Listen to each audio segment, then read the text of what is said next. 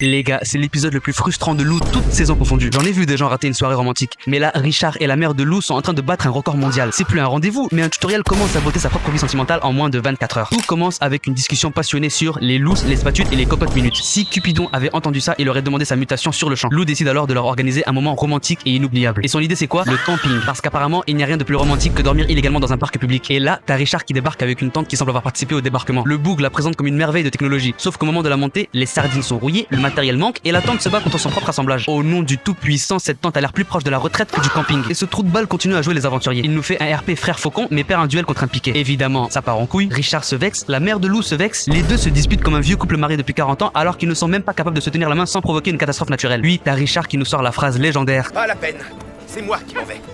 Vous saurez, madame, qu'un vrai baroudeur n'a besoin de personne. Pour rappel, le bouc s'est fait humilier par du matériel de camping et il part. Bravo. J'ai rarement vu un rendez-vous romantique durer 15 minutes. Ensuite arrive le campeur fou. Déjà juste le blast, tu sens que ça va partir en couille. La mère de Lou raconte alors toute une histoire d'horreur. Griffes métalliques, attaques nocturnes, psychopathe des bois. Elle transforme une sortie en camping en documentaire criminel. Et évidemment, le monstre apparaît. Alors là, panique, hurlement et chaos. Mais finalement, c'était juste Richard. Parce que bien sûr, le mec voulait toujours être romantique. Il finit par recréer une scène de film d'horreur. Au nom du tout puissant, si ton idée romantique implique que la personne hurle de terreur, fallait revoir ta stratégie, mon gars. Bref, la police débarque, la pluie, il fait froid, humiliation, absolument rien n'a fonctionné. Même la météo regarde cette soirée en disant que c'était de la merde. Et pourtant, à la fin, ils appellent quand même ça romantique et inoubliable. Vous savez quoi? J'ai laissé tomber. Bref, si vous voulez que je parle plus de dessins animés comme ça, abonnez-vous.